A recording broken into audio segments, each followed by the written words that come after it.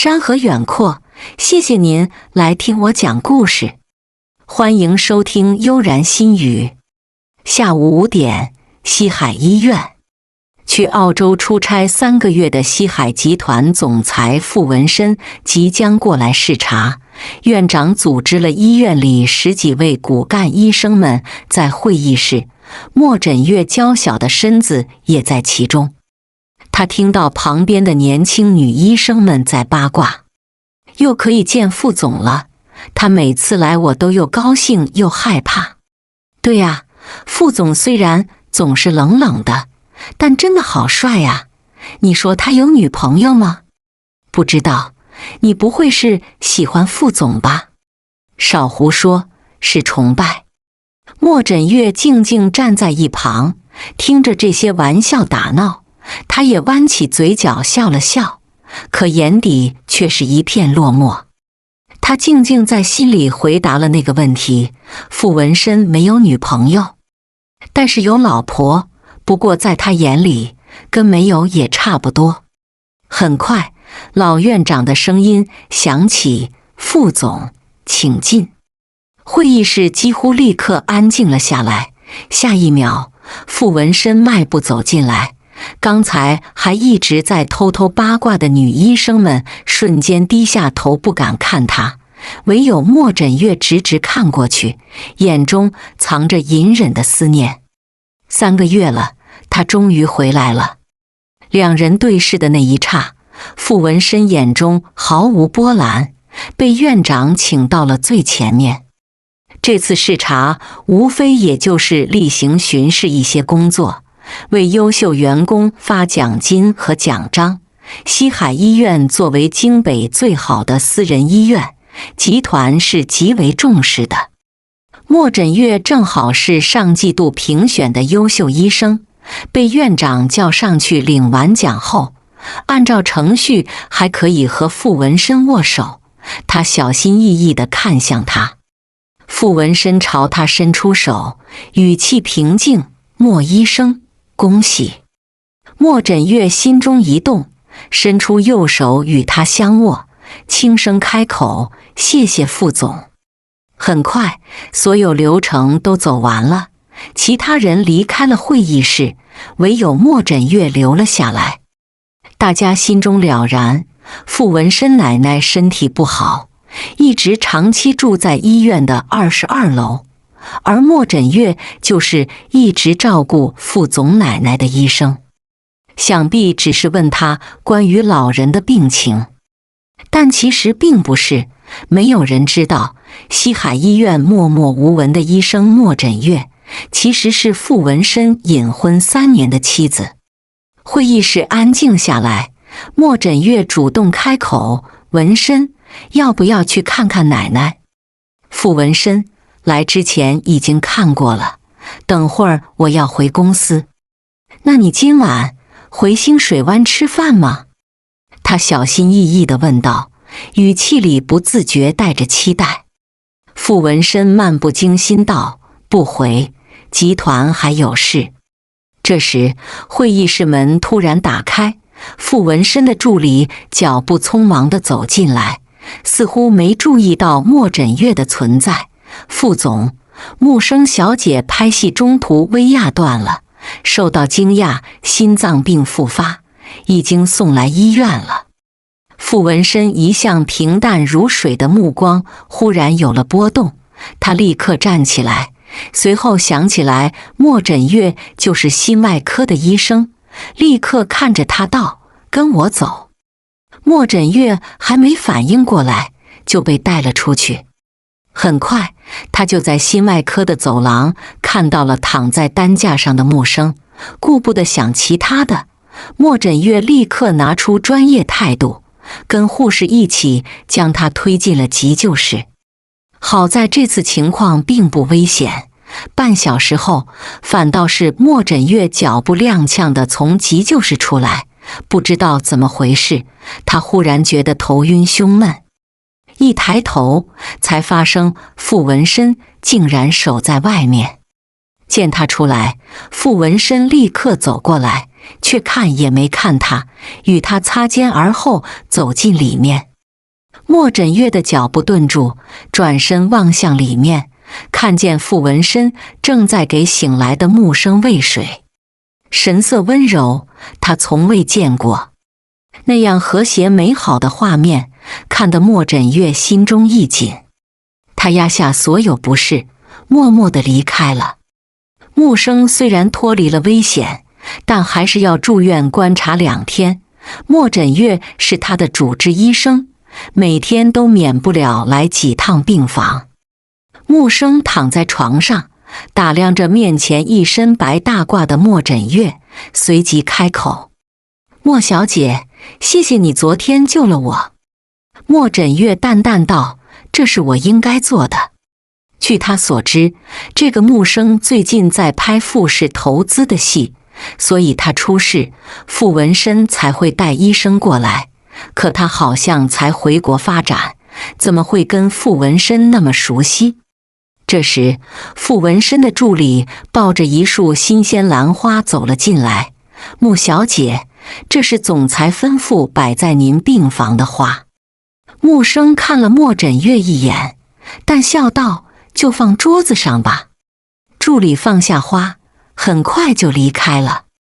木生低头闻了闻花香，语气嗔怪：“文生也真是的，怕我心情不好，天天让人送花。”莫枕月看着那束兰花，心头有些异样，不知是为了那句亲昵的文生，还是因为素来心里只有工作的人，原来也会为别人做这么细心的事。木生笑着道：“我和他分手也3年了，没想到他还记得我喜欢兰花。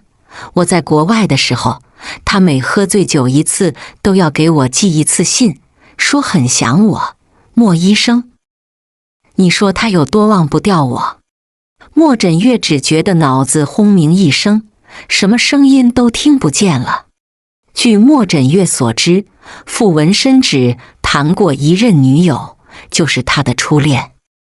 而3年前，傅文生之所以会跟自己结婚，也是因为当年初恋为了追求事业远走异国，跟他分手了。傅奶奶身体又不好，想看着他成家。正好当时莫枕月颇得傅奶奶喜欢，傅文生便选择了他为结婚对象。所以他那所谓的初恋，就是眼前的这个木生。木生描写的种种画面就这样浮现在他的脑海。他那样清冷的人，居然也会在酒后发了疯般诉说自己的思恋。忽然，昨天那股头晕又涌了上来，最近好像总是这样。他忍不住后退了2步。“莫小姐，你没事吧？”木生问道。莫枕月摇摇头，强忍住苦涩，可能是有些低血糖。穆小姐好好休息。说着，他转身离开了病房。当天晚上，他在医院值夜班，夜色寂寥，万籁俱静。莫枕月疲惫地靠在办公桌上，忍不住想起傅文生，心中微苦。后半夜，到了下班的时间，他仍然觉得头一片昏沉，忍不住靠在办公桌上睡了过去。次日，他刚准备去查房，傅文生便怒气冲冲地踏进了他的办公室。莫枕月满脸不解：“怎么了？”傅文深沉着脸看向他：“昨天晚上给阿生的药是你拿的？”昨晚，莫枕月想起来了，昨晚他去查房，正好到了木生吃药的时间，他就顺手帮忙拿了药和水。没错，怎么了？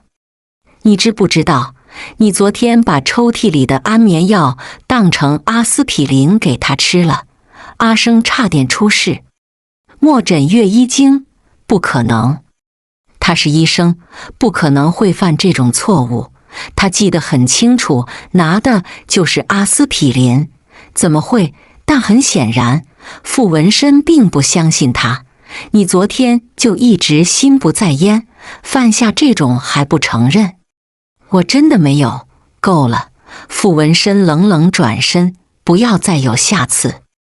莫枕月站在原地，一阵又一阵的头痛袭来，他甚至忍不住开始怀疑，难道真是自己拿错了？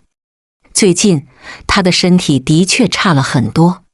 他抬眸看着傅文生离开的背影，心里一阵苦涩。但是她的丈夫好像一直在为别的女人担心。下午，莫枕月请了假，因为不想被同事们撞见，她特意去别的医院检查了一下身体。检查结果便出来了，她趁着午休时间去拿报告，却在看到那上面的字时，如遭雷击般僵在原地。闹哀。晚上，星水湾别墅，莫枕月穿着家居服呆坐在沙发上，经历了一下午的恐惧、绝望、崩溃，他现在的情绪竟然已经慢慢归于平静，心中只有一片空洞。忽然，玄关处传来开门的声音，他机械地转头，看到傅文生一身西装出现在他面前。看见他明显苍白的脸，傅文生皱眉道：“你怎么了？”莫枕月掩饰般低头：“没事。”傅文生看了他2秒，没再多说什么，抬步便往卧室走去。身后，莫枕月却忽然出声：“文生，我们离婚吧。”说出离婚2个字时，他心中划过一阵痛意，声音极小，但傅文生还是听到了。他转过身：“你说什么？”“穆小姐也可以留在你身边，我们离婚吧。”虽然很舍不得，但是癌症已经剥夺了他留在傅文生身边的资格。莫枕月双眼有些微红，小心地看向他，忍不住想傅文生会有什么反应。会舍不得吗？傅文生只沉默了几秒，目光中似有怒意。如果你再为了白天的事发脾气，那我没工夫陪你闹。他根本没把所谓的离婚当真，只当他是在闹脾气。莫枕月一怔，没料到他会这么想。我没有，莫枕月，别忘了我们当初结婚是为了什么。如今奶奶还在医院，我不可能答应离婚。男人说完便转身回了房间，看着他的背影消失，他心中的苦涩不断攀升，胸口闷闷的痛。这一晚，他没有回房间睡觉，而是坐在沙发想了一整晚。脑癌已经到了晚期，时间本就不多了。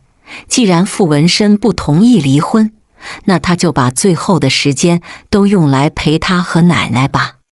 天亮后，他在傅文生起床前便收拾好去医院，离开之前还为他准备好了早餐。到医院后，莫枕月率先去22楼看傅奶奶。经过了几年病痛的折磨，傅老太太看上去很瘦，但好在精神还不错。看见莫枕月，她十分高兴：“小月，你来了。”看到傅奶奶慈爱的脸，她忍不住鼻子一酸，点点头道：“奶奶，来看看您，身体还好吗？有没有哪里不舒服？”傅奶奶亲切地握住她的手：“我都好，倒是你，小月。文生好不容易从澳洲回来，你们俩好好相处，奶奶还等着抱孙子呢。”看着老人布满皱纹的脸上满是笑容，莫枕月忍住眼泪，不忍心告诉奶奶真相，笑着答应下来，又陪她说了会儿话，便离开了。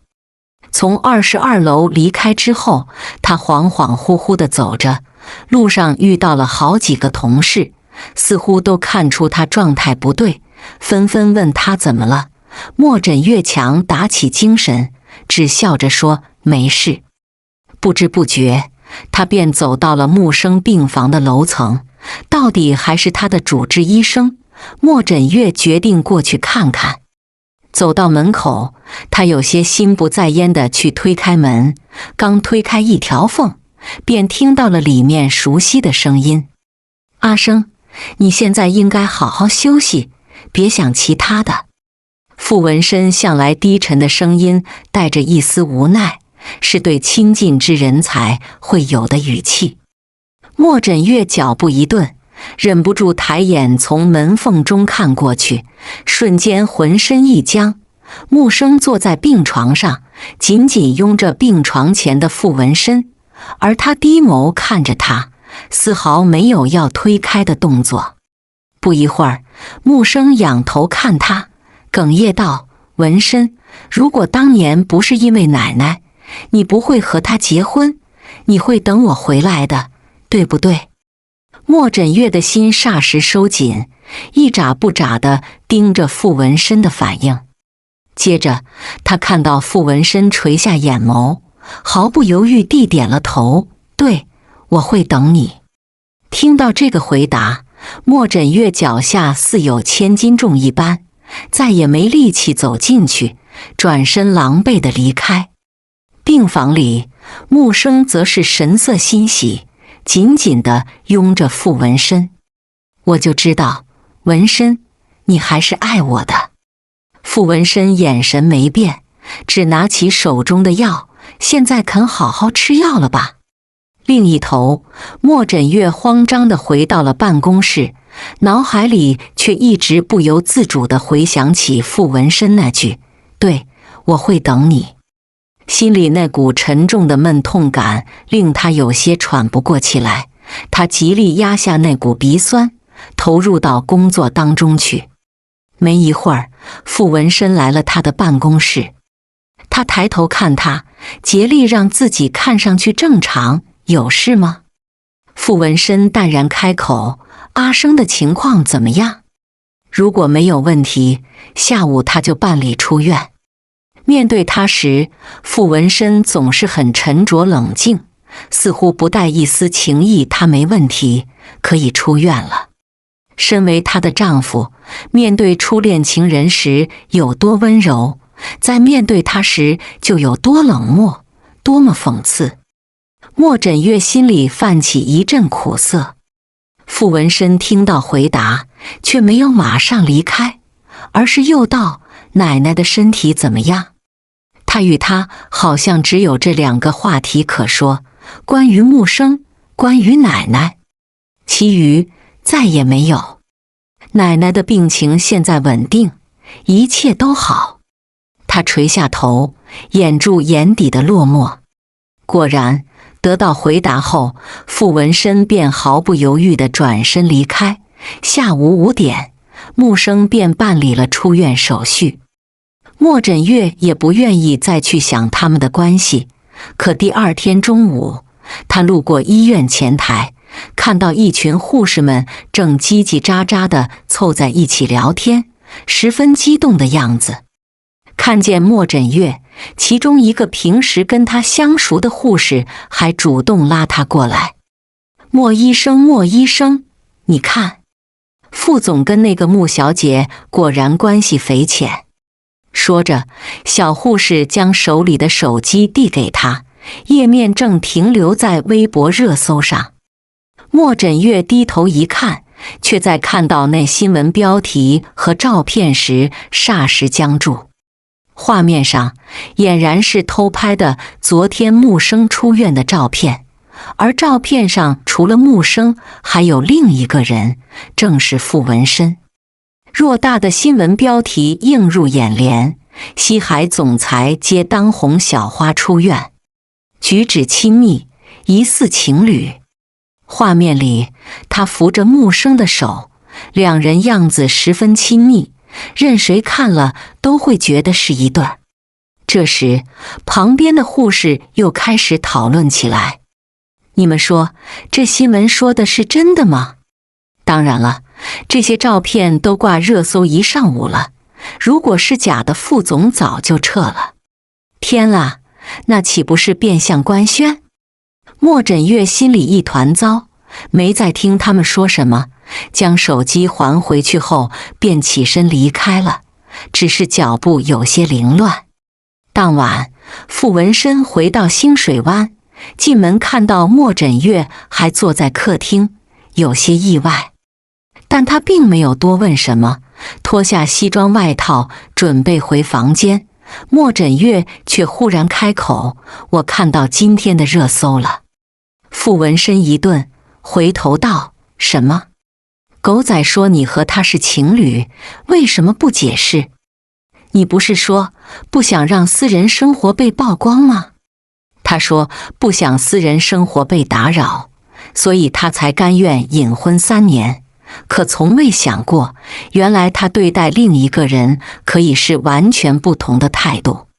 傅文生听出了他语气中的质问，蹙眉道：“这是我和他的事，可我还是你的妻子。”莫枕月忽然站起来：“你跟你的初恋当着全世界传绯闻，难道我不能问吗？”听到初恋2个字，面前的男人眯了眯眼。他怎么知道的？的确，今天的热搜，他是故意没有撤。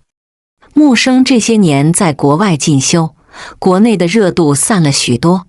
既然狗仔拍到了2人的照片，他的经纪公司就想借这次热搜，借着他富士集团总裁的身份提高一下热度，也不需要傅文生做什么，只要不立刻澄清就好了。他便也没有拒绝。但是这些自然不必解释给莫枕月听。如果所有造谣都要我亲自解释，那我也不必做别的事了。说完，他转身走进房间。莫枕月无力地坐在沙发上，唇被咬得有些发白，一滴眼泪终究是落了下来。2人好像忽然进入了冷战阶段。这晚之后，傅文生也不知是忙还是不想回来，开始不再回清水湾。而莫枕月这次也没有主动打电话问他，以往2人每次有矛盾，一定是他先服软，最后傅文生才会回家。这次他不想问了，他以为他至少会半个月不回清水湾，可没想到仅仅2天之后，傅文生就怒气冲冲地回来了。那是傍晚，莫枕月难得下了一个早班，给自己简单做了2个菜，还没吃一口，傅文生就回来了。莫枕月，你干的好事。他面色不善，双眸沉得能滴水。莫枕月放下筷子，看向他：怎么了？是你故意告诉奶奶木生的事。你知不知道奶奶气得病情发作，被送进了抢救室？什么？莫枕月大惊：奶奶怎么了？你还装？傅文生冷冷道：难道不是你故意告诉奶奶的？我以前还一直以为你心性纯良，没想到你竟然这么恶毒。今天傅老太太不知为何知道了热搜的事，以为她做了对不起莫枕月的光，连忙让人把傅文生找过来，结果没说几句，就当场气得晕了过去。听说奶奶出事，莫枕月急得站了起来，抓住她的手：不是我做的，奶奶现在还好吗？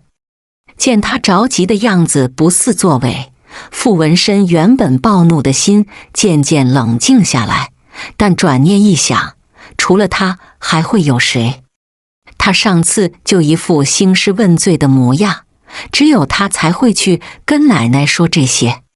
傅文生甩开他的手，沉声道：抢救过来了，但现在还在昏迷。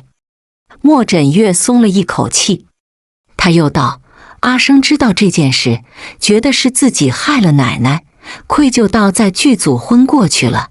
他的心脏病本来就不稳定，如果出事，你担得起责吗？木生再次昏迷，因为他的特殊身份，在网上也引起了一阵不小的讨论。我和他的确在一起过，但那已经是以前的事了，不管你怎么想，都不该利用奶奶。他难得开口解释，莫枕月却满是失落。我没有。但傅文生似乎根本不愿再听他说话。别忘了我们为什么会结婚，奶奶要是有什么三长两短，我绝对不会放过你。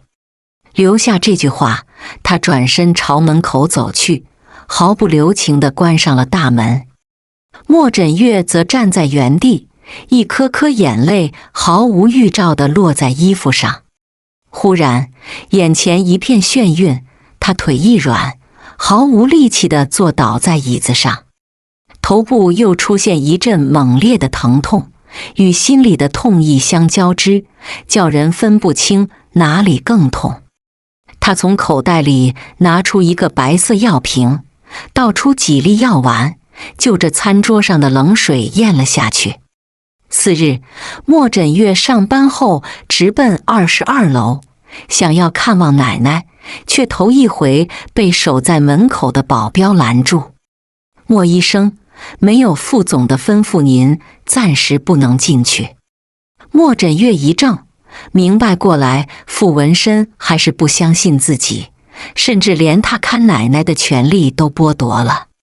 他叹了口气，那你告诉我，奶奶的情况怎么样？老太太各项体征都正常，只是还没醒，莫医生请回吧。知道奶奶没事，好歹还是放了心。莫枕月无奈地转身离开。这天之后，他每天都会抽空去22楼一次，即便每次都会被保镖拦在门外面，但也要问一句奶奶今天的情况如何，得到好的回答后才能安心离开。就这么过了1周，莫枕月刚问完奶奶的情况，从电梯里走出来，在回办公室的走廊里，迎面遇见2个不起眼的女孩子。莫枕月开始没有在意，3人擦肩而过时，2个女孩却忽然发疯，冲过来死死掐住莫枕月的脖子。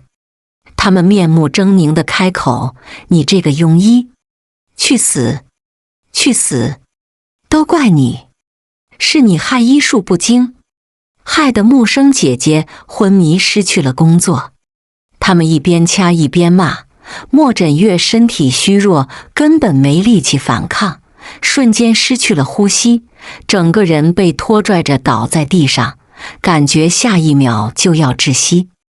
周围的护士和病人也都大惊失色，几个小护士想要冲过来救他，可那2个女孩却好像发狂了一样，让别人根本不敢靠近。就在莫枕月觉得自己快要被掐断气的时候，一道黑色身影快速朝他奔来，一只修长的大手猛地掀开压在莫枕月身上的2人，将2个女孩狠狠往后一推。她们身体不受控制地往后仰去，手上也失了力，终于松开了莫枕月。接着，2个发狂的女孩被傅文生身后的保镖控制住，呼吸终于自由。莫枕月大口喘着气，一抬头正好与傅文生对视，他弯下腰将他扶起来，声音里带着不易察觉的急切：没事吧？莫枕月刚想摇摇头，却只感到脖子上痛得厉害。看到他白皙脖颈上明显的红痕，傅文生双眸沉了下来。他抬步走向那2个披头散发还在不断吵吵嚷嚷的女孩，眼神冷酷：你们是谁？他们却只用仇恨的眼光盯着莫枕月，都怪这个庸医。木生姐姐的病之前一直好好的，上次被他治了一回，这次又晕了过去，一定是他害的。木生姐姐现在失去了工作，我们不会放过她。原来前几天木生听到傅奶奶的消息再次晕倒之后，剧组以她的身体不适合为由，将女主角的角色换人了。木生很伤心，在微博上还发了几条情绪低落的微博。而其中一条就提到了自己的病一直吃药控制得很好，但自从治过之后，好像反而越来越差了。粉丝自然与他同仇敌忾，部分极端粉丝查到了上次他的主治医生是莫枕月，立刻就把木生丢了工作的事怪到他身上来，今天就找上门来了。看他们俩不过是20出头的小女孩，竟然会为了偶像做出这么疯狂的事情。莫枕月按了按眉心，穆小姐晕倒与我无关，她是先天性心脏病，情绪激动就会晕倒，她这样的情况本来就不适合演戏。你胡说，都是你害的。莫枕月摇摇头，不欲再与他们争辩，而旁边的傅文深直接冷冷吩咐保镖把这2个人赶出去。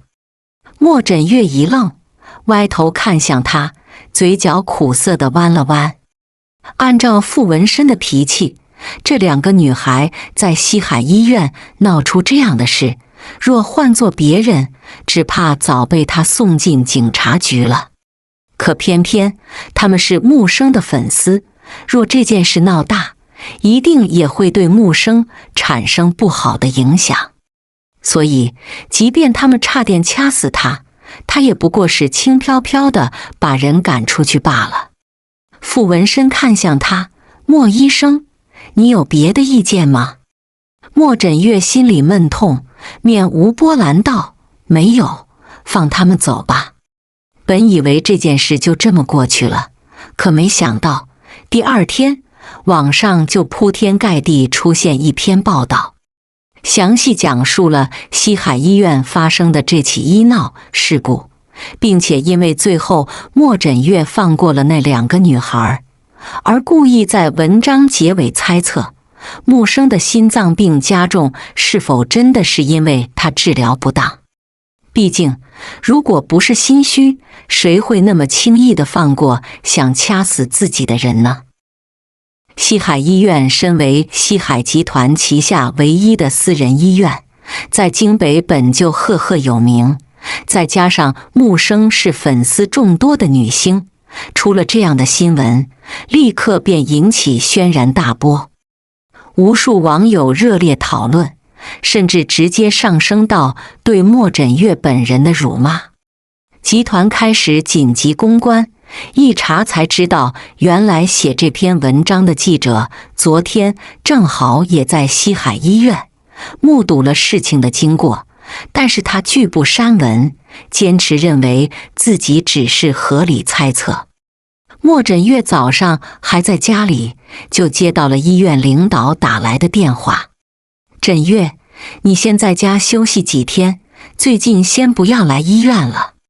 他心里非常抱歉，知道是自己一时心软，才给医院带来了这种麻烦。他哑声回答，好的，院长。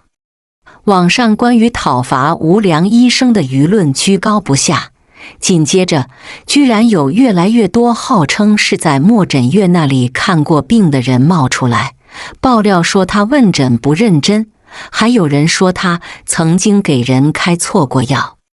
一封封的投诉信投到西海集团总部，眼见着民怨沸腾。3天后，傅文深终于做出了决定。院长又给他打了电话，枕月，集团那边出公告了，需要你暂时停职接受检查。医院虽然相信你，但现在舆论压力太大，只能先这样了。莫枕月有些难过，从业多年，他兢兢业业，恪守岗位，最近的事情明明知道这是有人栽赃陷害，可他无能为力。好，我尊重集团的决定。见他这么配合，院长便也没再多说，很快就挂了电话。很快，已经黑掉的手机屏幕再次亮起，他点开，竟然是傅文深给他发了条消息，只是短短的4个字，好好休息。他盯着那4个字看了许久，直到瞳孔里的酸涩都化为虚无，他才再次按灭手机，默默回到了房间。平直在家的日子是无聊的，家里始终也只有他一个人在。傅文生又很久没回来了。莫枕月百无聊赖地躺在沙发上，随意打开墙上的电视，里面正在播放蜜月旅行广告。他面无表情地看着，也不知是不是在走神。等到傅文生终于回来，是在几天后的晚上，而那天正好是他们两人结婚3周年的纪念日。他们从不过这种节日，但莫枕月总是把这些日子默默记在心里。在今天看到傅文生，他心里多少有些波动。他关上门，缓缓走进来，莫枕月也起身过去迎接他。两人面对面沉默地站着，最后他沉声开口：停止检查的结果出来了，你的工作没问题，但现在舆论过剩，这段时间你最好还是先别露面。莫枕月心里一阵失落，原来他回来只是为了跟他说这些，像是抓到什么重点。他又问道：继续不露面？他当然知道自己工作没问题，网上那些忽然冒出来的所谓病人，一看就知道是请的水军，就是为了彻底毁掉他的声誉。现在检查结果出来，明明没有问题，为什么还不出面解释澄清？他声音有些颤抖：是因为木生吗？你怕会影响他的情绪，所以选择让我背黑锅。澄清了，就相当于木生的粉丝网暴他是错误的，而这对木生的形象也会有影响。你的工作没问题，但阿生晕倒本就与你有关。他目光如炬地看向他：别忘了奶奶的事。听到这句话，莫枕月眼里似乎有什么慢慢暗淡下去。他看了他许久，最后移开了目光。客厅一时寂静，傅文生看着他面无表情的脸，开口道：如果你觉得待在国内不开心，可以先去国外待一段时间，等风头过去，我再接你回来。莫枕月沉默了半晌，最后好像忽然想起什么，抬头望向他：好，那就去圣托里尼吧。圣托里尼，爱琴海最美的地方。传说一起在圣托里尼看过日落的情侣就会永远相爱，因此那是无数新婚夫妇向往的蜜月圣地。没有人知道，莫枕月一直很向往那里。那天他在家看电视的时候，再次看到了关于这个地方的广告，让他又想起了曾经的心愿。3年前他们结婚的时候是没有去蜜月旅行的，傅文生那么忙，怎么可能分得出1个月的时间陪他去旅行？但莫枕月一直有个心愿，就是能跟他一起去一趟圣托里尼，看一次爱琴海的日落。如今他的人生已经走到最后阶段了，不想给剩下的日子留下遗憾，那就最后去一次想去的地方吧。傅文生听到他这么快答应，点头道：那我让助理给你安排机票。接着他便拿出手机给助理打了电话，给他订了第2天去圣托里尼的机票。明天我送你去机场。傅文生看着他，发现莫枕月的脸色苍白的可怕，又道：其他的事别想了，好好休息。这样温柔的语气听得他心里一酸，有什么话想要脱口而出。在傅文生转身离开前，他忽然抓住他的手臂：文生，你能跟我一起去吗？傅文生一怔，转过身看向他，莫枕月也咬唇看着他，眼神里闪着微弱的光。他不知怎么记起，圣托里尼是有名的蜜月圣地。傅文生心中一动，竟有一种下意识想答应的冲动，但最终还是冷静下来。最近集团的事很多，我脱不开身。果然，莫枕月抓着他手臂的手缓缓松开，神情有些低落，轻声道：“那好吧。”他默默地转身，低着头一步一步回了房间。傅文生看着他的背影，不知为何，明明是做了一个理智正确的决定，胸口却总有一种异样的感觉。他伸手按了按眉心，最终转身走进了浴室。而卧室里，莫枕月从抽屉的最底下抽出一份文件，是离婚协议。在他确诊脑癌的第2天，就让律师拟好了。他拿出笔，缓缓在落款处签上自己的名字之后，沉默地盯着这张纸，直到听到傅文生从浴室出来的声音，他才迅速将离婚协议折好，再次放进了抽屉里。10秒后，傅文生开门走进卧室，莫枕月则起身走到床边躺上去，背对着傅文生而卧。不一会儿，他感觉到旁边的位置陷了下来，是傅文生也躺下了。两人背对背而卧，没有人开口说话。第2天，傅文生亲自开车送他去机场。不知道为什么，一向很忙的他到了机场之后却没有立即离开，而是跟莫枕月一同走了进去。感觉到他诧异的眼神，傅文生淡淡道：“陪你候机，等会儿再走。”莫枕月有些意外，但也没说什么。其实连他自己都不知道为什么会留下来陪他，也许是忽然察觉到他现在好像有点不太一样了，但又说不清楚哪里不一样。就好像是一条原本肆意奔流的小溪，虽然寡淡，却充满了生命力。但不知道什么时候起，小溪好像变成了一潭死水，总是给人一种了无生气的感觉。这种改变莫名令傅文生感到不适和烦闷。两人坐在 VIP 候机室里相顾无言，一人看手机，一人线上处理工作。直到1个多小时后，飞机即将起飞，莫枕月起身准备去安检。刚走到门口，脚步却忽然一顿，他看向傅文生，还是想最后争取一次。你说等我回来，你会亲自接我是吗？傅文生一怔，没错。莫枕月呼出一口气，道：那我要你去圣托里尼接我。30天之后是圣托里尼1年里日落最美的一天，你就在那天来接我，好吗？两人面对面站着，这一次傅文生没有拒绝。沉默过后，他果断回答：好。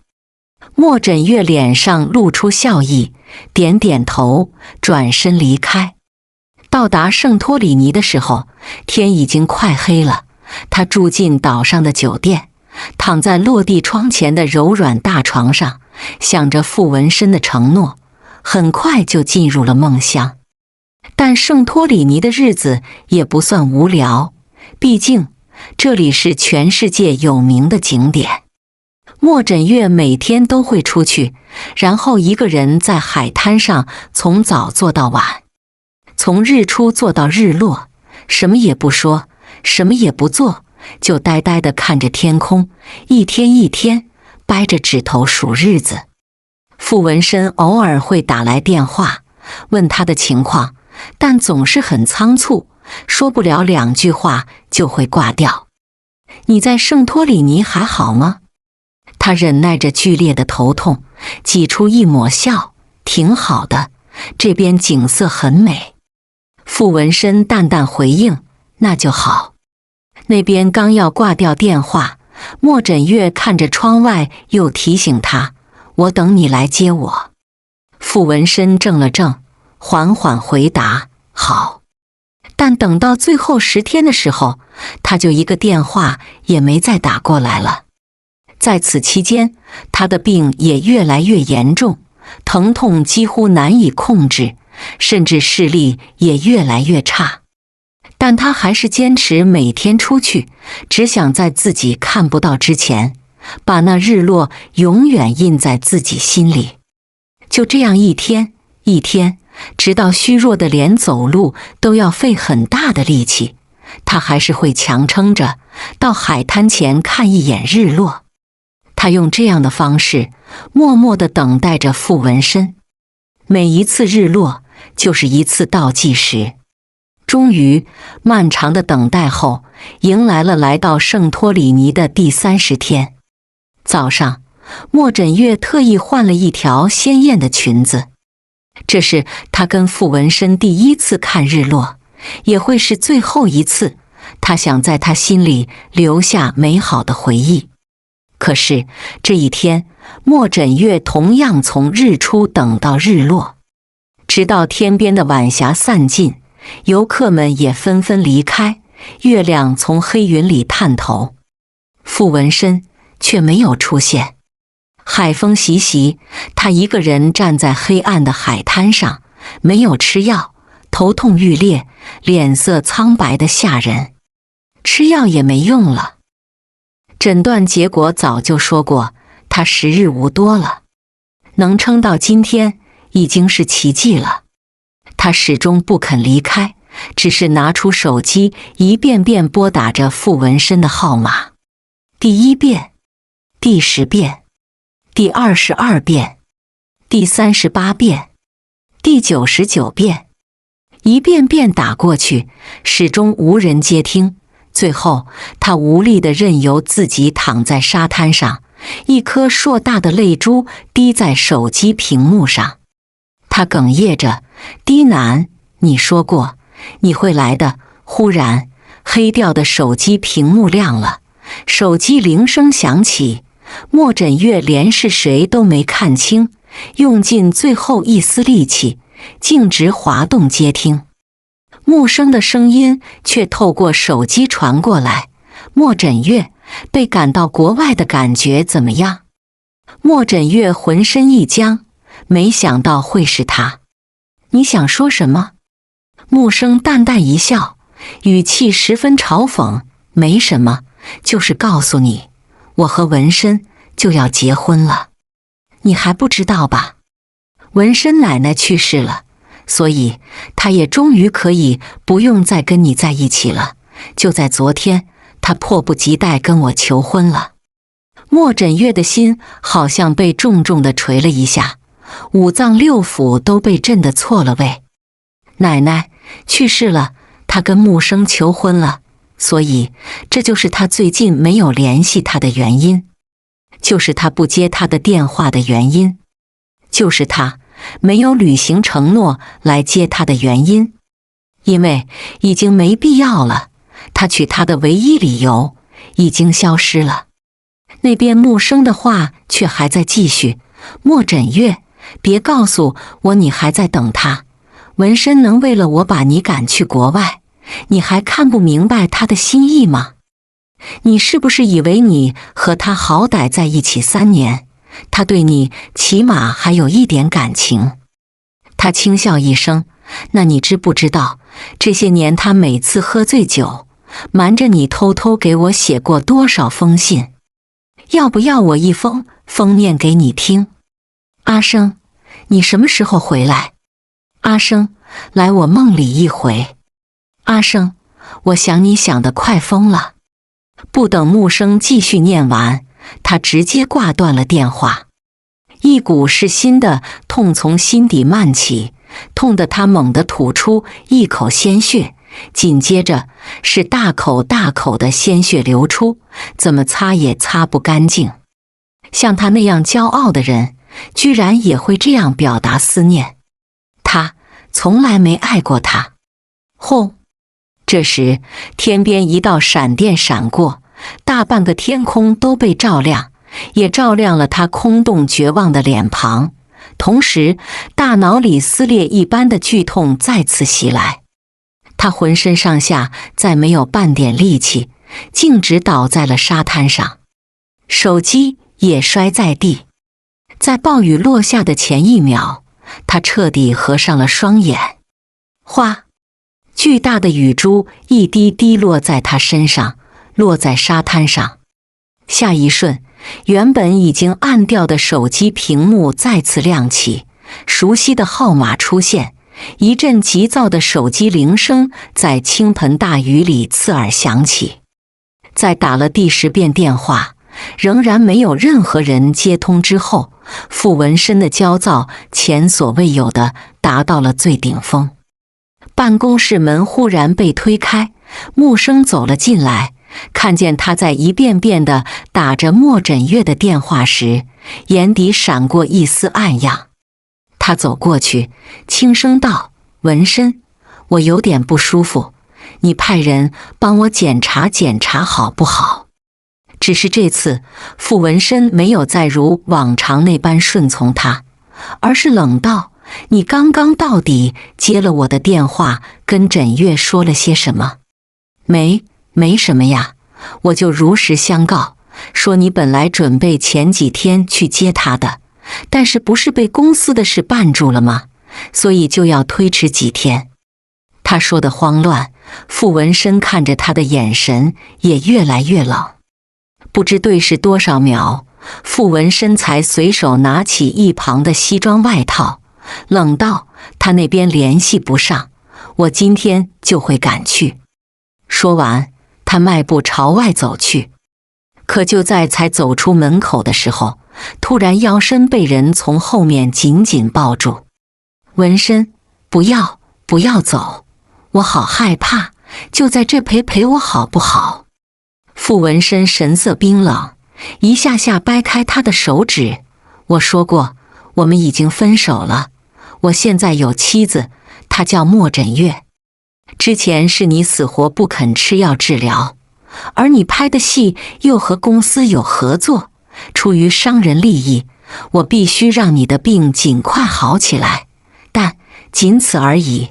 木生，你是个聪明人，我已经对你没有感情了，你不要再逾矩。”说完，他一边打电话联系特注定最早一班的航班，一边快步朝着外走去，再也不看木生一眼。窗外黑云密布，木生站在原地，看着他冰冷的背影，露出极度不甘心的表情。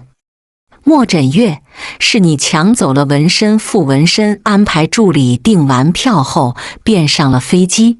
在飞机落地后，他接到了这样一通电话：“你好，请问是傅文生先生吗？我这边是圣托里尼市中心医院，您的妻子莫枕月女士脑癌病变，于凌晨1点送到我院抢救，如今抢救无效死亡。根据当地法规，我们迟迟联系不到您人，只好选择火化，请您尽快赶到。”轰！犹如一道惊雷，轰然劈在傅文生耳侧，令他整个人都不清醒了。他声音颤抖，难以置信道：“你说什么？什么？脑癌？”电话那头语气有些诧异：“您不知道吗？您妻子早就是脑癌晚期了，今天又发了病，其实能撑到这个时候已经很不容易了。”砰！傅文生的手机轰然掉落在地，反应过来时，已经像是疯了一样，随意打了一辆车，就朝市中心医院赶去。“您的妻子早就是脑癌晚期了。您的妻子早就是脑癌晚期了。您的妻子早就是脑癌晚期了。”圣托里尼的景色很美，可他早已无心欣赏，满脑子都是医生方才的那句话。忽然想起前段时间，莫枕月总是看着他欲言又止的眼神，所以他那时候其实是想要把这件事告诉他的吗？在他最痛苦的时候，他是他的丈夫，理应为他分担痛责才对，可他都做了一些什么？这个消息犹如一个惊天炸弹，将他的整颗心都炸得血肉模糊。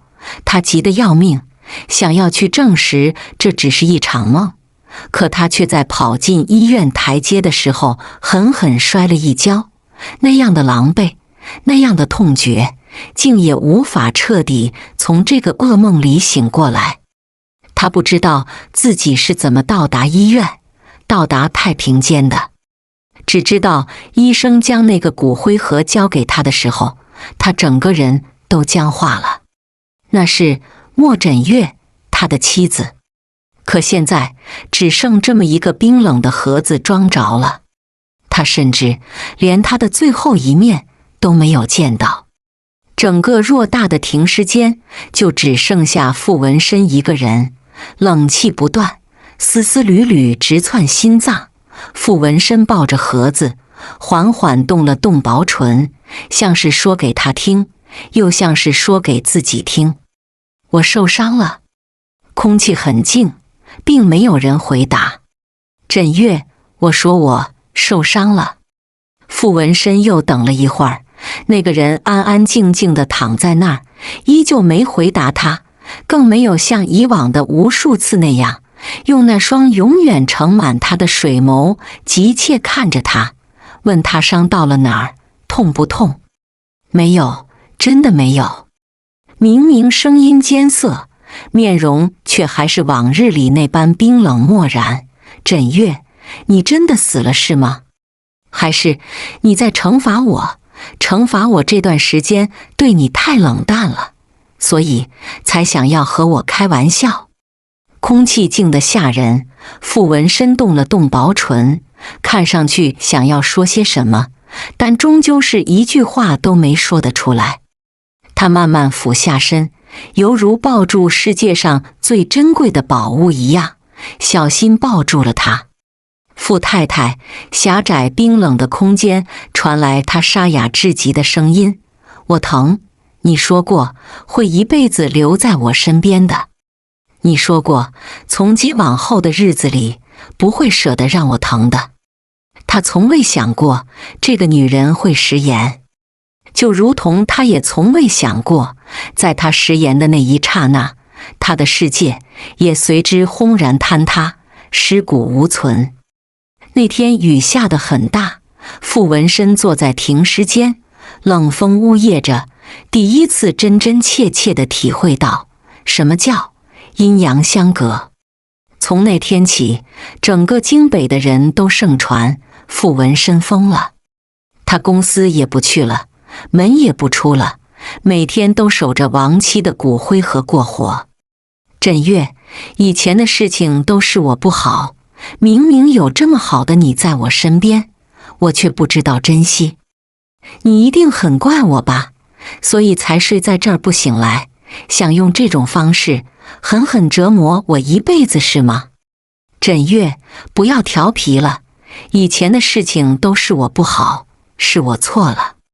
只要你醒来，你想怎么折磨我都可以，不要不说话好不好？地下太冷了，睡在这要感冒了。枕月，还记得吗？之前你问我爱不爱你，我爱你，只是我不善言辞，我总以为我们以后还会有很多很多的时间，我也很笃定你会一直爱我，所以才这么肆无忌惮。枕月，你醒来好不好？从今往后，我一定会好好爱你，你说什么我都答应，不要用这种方式折磨我，我真的很疼，疼得快要死了。圣托尼亚，临海。莫枕月躺在床上，已经沉睡了3月之久。一个俊美的男人站在窗前打电话：我已经找到妹妹了，你们不用担心，她身体有点问题，我带来的是穆家最好的医疗团队，他们说不出意外的话，欣欣过几天就会醒来。你们不用过来，等她醒了，我会带她回来。放心，我已经弄丢过她一次，以后我再也不会把她弄丢了。挂断电话，穆恒看着窗外的海面，悠悠地出神。旁边则是放着刚刚检测出来的亲子鉴定报告。看到报告的时候，他确实震惊到了。没想到这一次圣托尼亚之旅，他会救了一个在沙滩上昏死过去的女孩，更没想到，也正是他这一次善举，让他找回了穆家失散多年的女儿。穆家，国际龙头家族，涉足房产、商业、旅游行业等等。20年前迁居国外，只因要寻找儿时丢失的穆家千金穆欣。当初因为穆恒贪玩，所以会把穆欣遗失掉。这么多年来，他每天都活着自责之中。穆恒迈着沉重的双腿，整个身子就跟灌了铅似的。欣欣，哥哥对不起你，如果不是我，你也不会走失，更不会得癌症。欣欣，你醒醒，爸妈都等着你回家。哥哥发誓再也不会丢掉你了。你起来，告诉哥哥是谁把你害成这样的，哥哥去给你报仇。穆恒紧紧地握着莫枕月的手，悲痛的同时，眼底划过一丝狠戾。他要替莫枕月报仇，要那个人10倍偿还。1天后，得知亲生女儿找到了的穆家父母，匆匆赶到了圣托尼亚。穆恒站在门外，等待着穆家父母的到来。穆母疾步地走了过来，憎恨地看着他，语气不善地说道：“穆恒，你要是敢骗我们，就算是我亲生的，我也会割舍掉。”说着就推开了莫枕月的病房。穆母忍着内心的激动，平静地走进了病房，目光一直落在病床上的莫枕月。穆母颤抖着走了过去，看着那有着几分与自己相似的面容，强忍着的泪水掉落在洁白的被子上。穆父轻轻地搂住了穆母，眼底的神情不明地问道：“怎么证明？”穆恒走到柜子前，把里面的文件递到了穆父的手上，看了看病床上的莫枕月，说道：“爸，这是我跟妹妹的 DNA。” 他似乎知道穆父肯定会怀疑，立马说道：“要是担心我动手脚，你们可以拿一根欣欣的头发去做 DNA。” 看完报告后，穆母泪流满面的伸出手摸着莫枕月那苍白的脸蛋，问道：“这是怎么回事？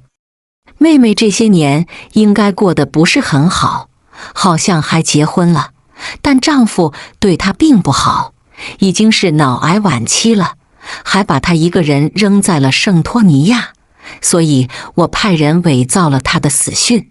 而她的身体，这些天我一直让医疗团队全力救治，但因为拖了太久，可能……”穆恒一鼓作气地说完前面的缘由，却没有勇气告诉穆家父母最后的结果。穆欣丢失20年，现在以这副模样出现在他们的面前，最后还有更糟的结果，可能什么？穆母声音哽咽地问道：“他的欣欣已经丢失20年了，现在只要他的欣欣在身边，就算再糟糕的结果，他也能接受。别犹豫了，快点说，你妹妹她可能什么？”穆父红着眼睛，心疼地问道：“他的宝贝女儿终于回来了，要是妹妹潜意识中不肯醒过来，可能就成为植物人。”植物人？这消息顿时在穆家父母的脑海里炸开了。20年与女儿重逢，他却已经可能变为植物人。爸妈，我已经联系挪威那边的著名医生为欣欣进行手术，欣欣一定会醒过来的。穆恒开口说道，眼底全都是愧疚。那赶快呀，多少钱？我们穆家都能出，只要能让欣欣醒过来。穆母离开床，站起来擦干眼泪说道：“欣欣的身体现在还需要恢复，这1个月还不能移动，所以必须等到欣欣的状况有所好转之后，才能动身去挪威，找回莫枕月。穆母之前对穆恒的不好的态度当然会消失，毕竟那也是他的亲骨肉啊。另一边，傅文深就这样足足疯了大半个月。本以为他这一辈子都要这样了，谁曾想老天爷连忏悔的机会也不愿意给他。傅宅着火了，一群人纷纷围在外面，火势凶猛不已。傅文深瞠目欲裂，他疯了一样的冲上前去。枕月呢？枕月呢？佣人们像是想起什么，顿时发着抖道：夫人，我们忘记把夫人带出来了。在生命的危急关头，没有人会去在乎一个死掉了骨灰盒。轰！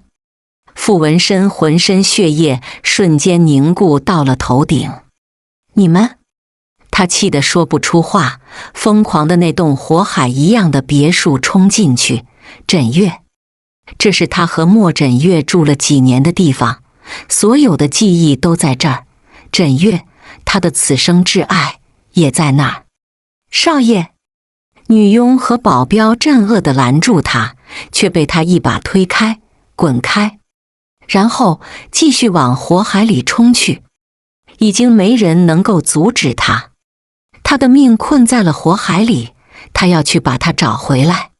枕月才刚冲进去，迅猛的火势就疯了一样的朝他扑来，他差点被灼烧，身体仿佛刮起了飓风，席卷的五脏六腑都错了位。傅文深拼了命地闯到卧室，正看到莫枕月的骨灰盒放在床上，整张床已经快被烧着了。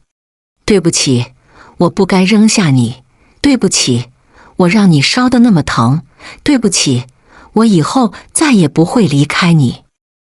我这就把你救出来，我知道这儿太热了，都是我不好，忍一忍，你再忍一忍好不好？一步，只要一步，他就可以将他抱出来。可就在这时，砰！一个燃烧着的柜子突然砸了下来，正好是莫枕月躺着的方向。伴随着一声巨响，他从头到脚都沾上了火，蹭的一下，火舌瞬间冲天，将他全身都给点燃。枕月！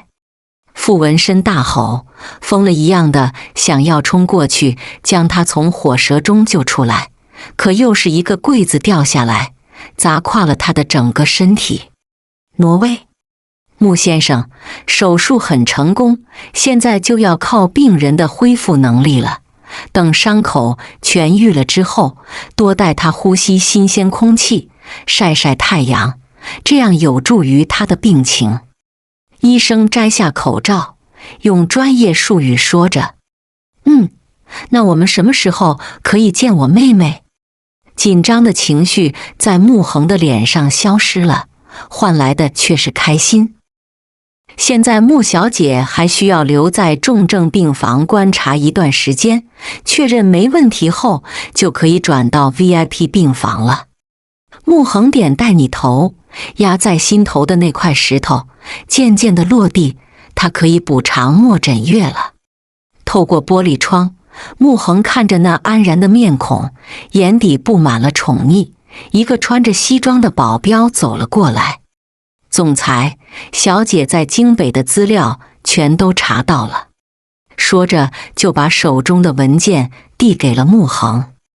穆恒认真地看完每一个字，虽然现在通过这些去了解莫枕月，但是也为时不晚。那些伤害过莫枕月的，他都会用自己的手段报复回来。看着后面的资料，他的脸庞越来越黑，压下怒气对保镖说：去，给傅氏弄点动乱。是。穆恒看着资料上的信息：傅文深，你居然这样对待我的妹妹，我穆恒不讨回来，名字倒过来写。还有穆生，既然你那么破坏别人的家庭，那么我就找人帮你，让你生不如死，活着连死都不如。把京北一个叫木生的女人带到挪威来。他掏出手机，联系了手下的人。此刻还在逛街的木生，丝毫没有察觉到危险已经靠近他了。转角处，木生直接被人弄晕带走，悄无声息。当木生再次睁开眼睛的时候，已经是在飞机上了。他被人五花大绑着，嘴上封住黑色胶布。他瞪大眼睛看着周围的环境。保镖见他心里，吼了他一声，叫嚷什么。保镖很厌恶似的，直接拿着一块帕子朝着他的鼻子上捂去。木生顿时浑身无力，眼皮重得无法睁开，直接昏睡了过去。这一晕，人已经到了挪威。穆恒看着晕倒在屋里的那个女人，命令着保镖去拖醒她。似一股寒意之钻入他的骨子里，木生沉重地睁开眼睛，发现他被关在一个阴暗潮湿的小黑屋里，屋内还有蜘蛛蟑螂那些。他吓得尖叫着，嘴里一直喊着走开，不要过来。穆恒冷眼看着这一切，灯光瞬间打了下来，让人一下子无法睁开眼睛。适应了一下之后，木生的视线落在前方穆恒的身上。你们是谁？穆恒坐在椅子上，闻了闻茶香，细细地品尝了一口，嘴角勾勒出一抹笑意。杀你的人。木生瞪大了眼睛，害怕地看着他。他根本就不知道他身在何处，眼前这个男人又是谁？便试着亮出自己的身份。我可是傅文身的女人，你们敢杀我？穆恒似乎是听到了很好笑的笑话，他摇头，很无知地问道：傅文身是谁？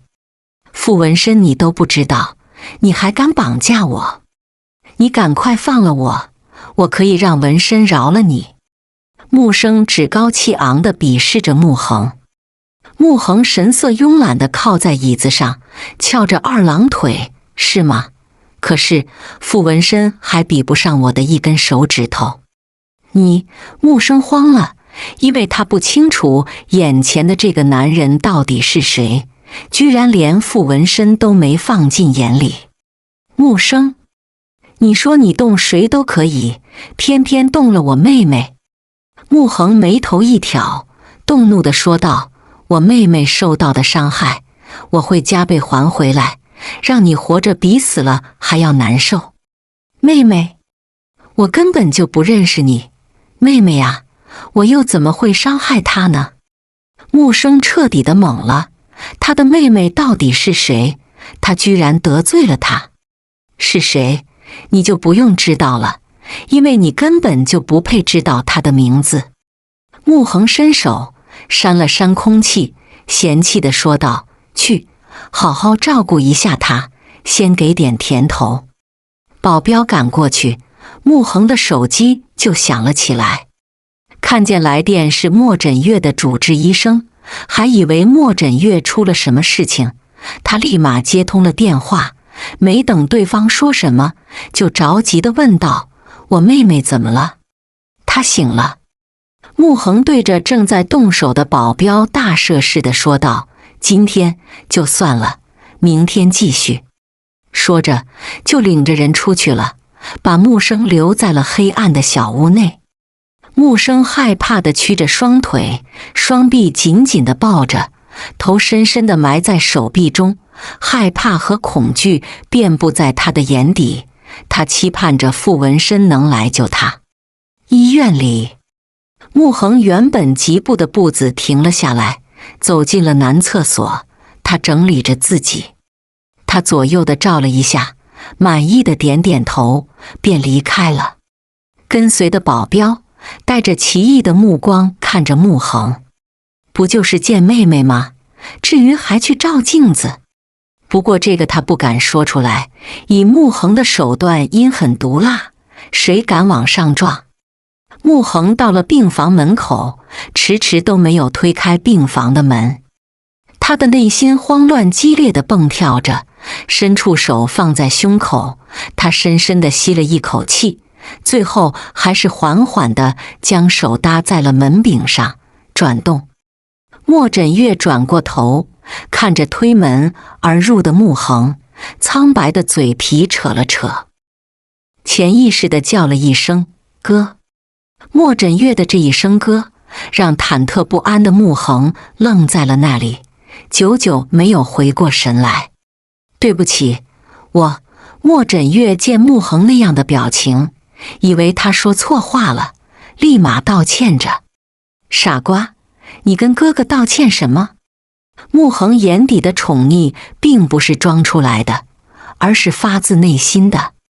莫枕月震惊地看着穆恒，他只是误打误撞地随便叫了一声，为什么会这样？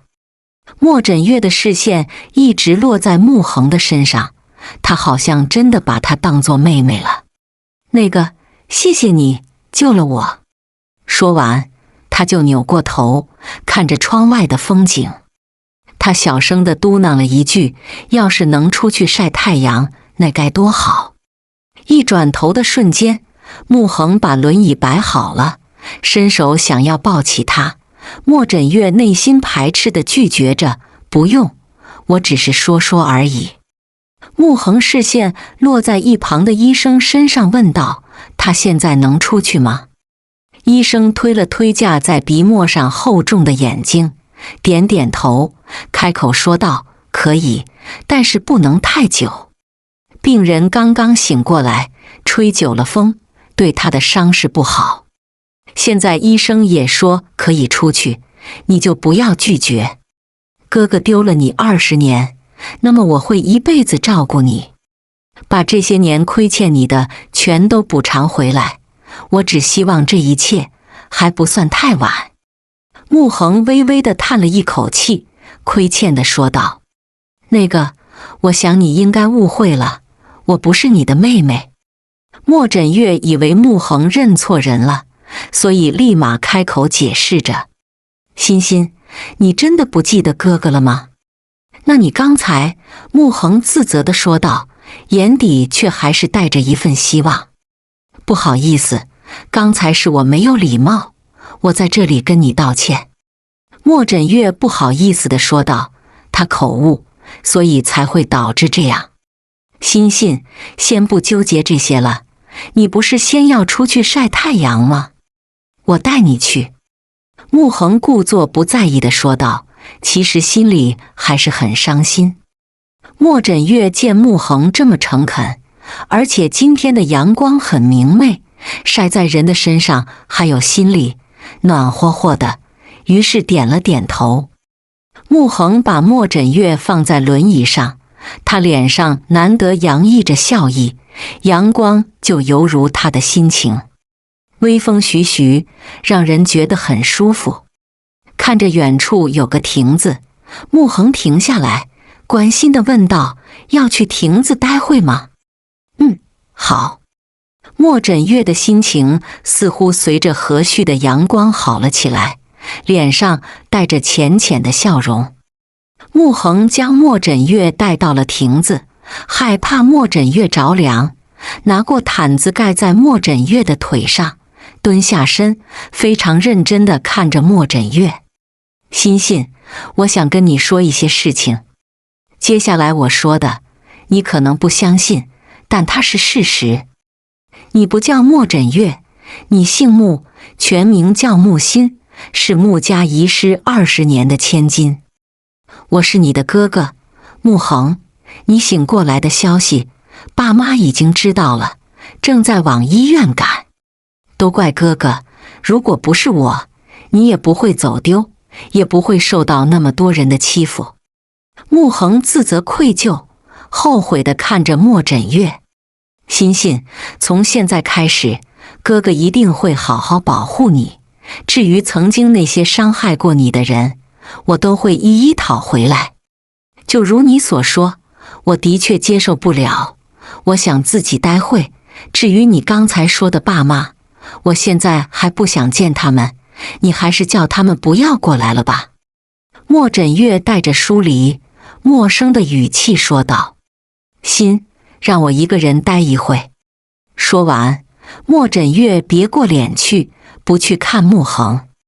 他好像做了一个很长很长的梦，梦里有个叫傅文深的，还有他的哥哥、母亲。梦中发生的那一切就如真实的一般。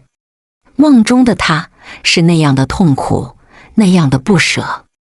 吐血的那一刻，他所有的情感都被大海吞噬掉了。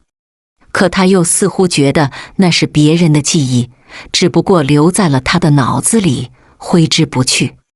他不想做梦中那个卑微却又无助的女孩，那样的她太可怜了。还有那刺骨的痛意，他不愿去承受，也不想去承受。穆恒知道不能硬来，便起身转身离开。走之前，他微微地叹了一口气，说道：欣欣，我知道你不能接受这个事实，但是这20年来，爸妈都很想你，四处派人寻找你的下落。我也明白你现在还接受不了这些，但这些都是事实，我们是亲人，是不可争论的事实。穆恒走后，莫枕月坐在轮椅上，目光涣散地看着四周，思考着穆恒说的每一个字，每一句话。亲人。对于刚刚醒过来的他，这些重磅消息扰得他心烦意乱。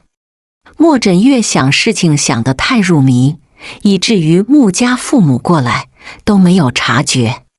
欣欣，穆母轻声地叫唤着。莫枕月扭过头去，看着跟梦境中相重合的中年妇女，他呆滞了。他们两个怎么跟梦中的一模一样？难道她真的是穆家的女儿？怎么了，欣欣？不舒服吗？穆母关心地问道。莫枕月摇头，并没有回答。他并不知道应该怎么去面对他们。就算是他的亲生父母，可是时隔20年，谁又能释然地接受呢？三人相对，却没有可以聊的话题。莫枕月觉得气氛太尴尬，浅浅地说道：我想回去，能麻烦你们送我回去吗？穆母听着那礼貌的用词，还有他眼底那疏离的眼神，心里抽疼着。他含着泪水，微微点头，推着莫枕月回房间了。穆恒早早的就在病房门口等着了，见莫枕月回来，立马迎了上去。他接过穆母的手，推着莫枕月回到了病房。穆父中途接到了电话，便离开了。穆恒坐在床边，削着苹果皮，浅笑地问道：欣欣，跟妈聊得怎么样？沉默，莫枕月只能沉默。不想让宝贝女儿太为难，穆母立马开口道：穆恒，你没有什么事情吗？我把事情都交给林特助了，我会照顾到欣欣康复。在穆恒的眼里看来，什么都没有莫枕月重要。穆母点点头，再次小心翼翼地看着沉默寡言的莫枕月：欣欣，你有没有什么喜欢吃的东西？妈妈去给你做。不知为何，莫枕月有些反感他们这样的熟悉感。他淡漠地说道：没有，我吃医院的东西就好。穆母的笑意僵硬在脸上，他尴尬地看着莫枕月。穆恒把苹果削成一小块，递到了莫枕月的嘴边。莫枕月条件性地反弹了一下，他的身体僵硬住，但想到穆恒救了他，伸出手接过他手中的苹果，道谢道：谢谢，我想吃会自己动手的。气氛僵到了极点，穆恒无声地叹了一口气，跟穆母说：妈，你先回去吧，这里我来照顾就好。穆母虽然不舍，可照现在这个情况，只能先回去。他交代地说道：“记得照顾好你妹妹，千万不要强迫她。”穆恒等木母离开后，关上了门。穆恒放轻脚步，看着认真看书的莫枕月，他坐在椅子上，低声地说道：“欣欣，你对我怎么样都可以，可是爸妈他们，你救了我，我感谢你。可我的爸妈早在15年死了。”莫枕月的视线没有离开书本，不咸不淡地说道：“他们收留了你，我们很感谢，可你就是我们穆家，抱歉，我累了，我想休息。至于你说的亲人，我暂时没有心情去想那些。”说着，莫枕月把书放在床边的柜子，拉过被子，闭上眼睛就要休息。穆恒贴心地帮他把被子掖好，最后妥协地说道：“我们会给你时间，等你康复后，你的身份必定是要公告出来的。谁都知道傅家的天之骄子傅文身为爱成风成魔。一开始他抱着个骨灰盒，每天都形影不离。后来骨灰盒被彻底烧毁之后，他大病一场，从此像是抽了半条魂。就在所有人以为他余生都要像一具行尸走肉活着的时候，傅文身的奶奶出面了。那天2天交谈到很晚，也不知道说了些什么，或许是老人家以死相逼，又或许是好言相劝。总之，那天傅文身是红着眼睛出来的。从此，他将所有心思都投到了工作上，仿佛只要这样就能彻底忘记失去挚爱的痛苦。可这阵子却像是有人故意和傅氏作对一样，合作一二连三的出问题。我养你们都是干什么吃的？傅文身将手中的文件甩了过去，语气中透着无尽的怒火。对不起，总裁。策划部的经理战战栗栗地看着傅文身，去，立马给我查清楚，到底谁在给我们使绊子。众人走了之后，傅文身一把将桌上的东西扫到了地上，他双目通红。这个案子他们已经准备1个月了，最后被谁截胡的都不知道。到底是谁，居然能在他的眼皮子底下动手脚？没过多久，收到了短信，傅文身皱着眉头看着上面的名字，脑海里一直搜索着，他好像没有得罪过这个叫穆恒的男人。他修长的手指在屏幕上输入了一串号码，调查一个叫穆恒的男人。电话那边迟疑了一会，他不确定地说道：“傅总，这个恐怕有点困难。”什么意思？据我所知，穆恒就是国际穆家的继承人，要调查他的资料，3天。话毕，傅文身直接挂掉了电话。挪威医院，穆恒跟穆母都会轮流的照顾穆欣，只有穆父平常都很忙，匆匆来的看了他，寒暄问暖了一番，便又匆匆离开。随着时间的流逝，穆欣渐渐接受了穆母跟穆恒，可心里还是微微的有一些抵触。穆欣渐渐可以下床走动，身子恢复的也不错了。穆恒觉得是时候带着穆欣回穆家了。穆恒坐在沙发上欲言又止，虽然这些日子以来，穆欣对他们的态度改善了很多，但穆欣先开口问道：“你有什么事要说吗？”穆恒点点头，润了润嗓子：“我问了医生，说你可以出院了，所以我想把你接回穆家。”穆恒惊讶地看着穆欣，他没想到穆欣会这么快答应。穆欣很随意地坐在他的身边，抿了一口水，放下杯子说道：“怎么，不希望我去穆家？”“没有。”穆恒顿了顿，开口询问道：“那我现在去给你办出院手续，你等我。”木心看着穆恒离去的背影，心里下了一个重大的决定，应该放下以前的过往，好好开始他的新生活。从今以后，他不姓穆，他的名字叫木心。木心在倒在海滩的那一刻，已经被最爱的人杀死。是的，他脑海中那些零碎的记忆，早已拼凑成一幅完整的画面。现在回首过去，居然发现自己可以笑着面对。时隔境迁，转眼间已是3年。凭着傅文身不要命的工作，傅氏越来越强大，甚至他把傅氏发展到海内外，在国际地位上亦站住了脚。这一次，他要去巡查挪威的分公司。Boss， 现在是直接去酒店，还是？傅文身疲累地揉着头，磕上眼睛，闭目休息。不用管我，把酒店地址还有房间号告诉我就好。冰冷的声音从后排座位传了过来。何秘书无奈地摇了摇头。傅文身每到一个地方，都会一个人待着。Boss， 这次穆家还发来了邀请函，希望你能过去出席酒会。何秘书打开行程表，跟傅文身说道：“不去。”傅文身一口拒绝了。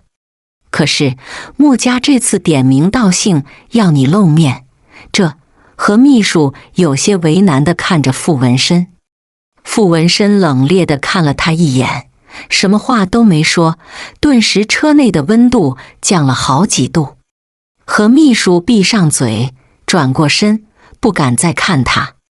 傅文身倚靠在座位上，目光不浅不淡地注视着随着车速逐渐远去的树木。他拿出钱包，翻开，看着照片中那青春活力的木心，嘴角噙着一丝笑意。嘎吱，车子猛地一个刹车，傅文身不动神色地皱了皱眉头，眼角的余光落在差点被车撞的女孩身上。何秘书推开门，礼貌地关心地问道：“小姐，你没事吧？需要去医院吗？”木心摆了摆手，看着微微擦伤的脚踝，要是被爸妈他们看见了，估计又要念叨。没事。长长的秀发遮挡住了他的面孔，何秘书没有看清他的脸庞，只是觉得声音有些耳熟，却又想不起来是谁。在他走神的片刻，木心一瘸一拐地朝着另一个反向离开。何秘书重新坐回车上，脑子里一直在思考着那个熟悉的声音。何秘书，傅文身不耐烦地叫唤着，眼底的寒意看不到边。啊！何秘书回过神来，先是一愣，随即答应着：“总裁，怎么了？你在发什么呆？”何秘书好似想了起来，伸手拍在了大腿上，大声呼喊着：“我知道他是谁了。”傅文身看着神抽风的何秘书，不明白他口中的他是谁。何秘书开心地笑着，突然觉得不对劲，激动地站了起来，直接撞倒了车顶上，疼得他裂开嘴。他结巴地说道：“总裁，夫人，总裁，刚才那是夫人。”轰！傅文身狭长的眸子死死地盯着何秘书，开口问道：“你说什么？”“我不能确定，因为当时他的脸被头发遮住了，根本看不清楚。可是他的声音真的跟妇人的一样。总裁，您当初只是去领的他的骨灰盒，连尸体都没见到，会不会夫人根本就没死？”何秘书也不能确定地说着，没有看到长相，一切免谈。再说了，声音像的有那妖多，谁又清楚他是不是木心呢？回去。直白简短的2个字，足以说明了傅文身现在整个人也很紧张，同时也想去证明一下，那个女孩，是不是她？可当他们掉头回去的时候，根本就没有发现女孩的身影。他眉头紧锁着，命令地说道：“去，给我调查这附近的监控，务必把她找出来。”过了几十分钟，监控匆匆找来。总裁，刚刚那个女孩，她好像是穆家的女儿。傅文深顿了顿，语气带了几分颤抖。明天准备去穆家。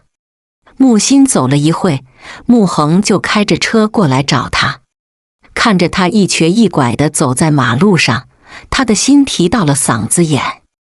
他紧急刹车，火急火燎地跑了过去，直接公主抱起了穆欣。穆欣本来受到了惊吓，可是闻到了那熟悉的味道，整个人都弱了下来。他沉默着，等待着暴风雨的来临。穆恒将穆欣塞进车子，立马驱车去了医院。他一去医院，连院长都亲自出来接驾。